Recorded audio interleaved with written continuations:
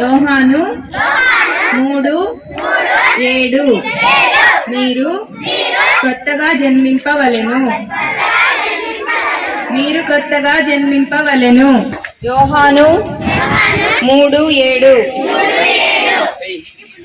రెండోది, ఆయన మీతో కూడా నివసించును, మీలో ఉండును. ఆయన అంటే ఎవరు? యేసయ్య. యేసయ్య ఎక్కడ ఉంటాడంట? పైన కాదు, మీలో ఉంటాడంట. మీలో, మీ హృదయంలో ఉంటాడంట, మీలో నివసిస్తాడంట ఆయన. కాబట్టి మనం ఎలా ఉండాలి? 1 కొరింథీ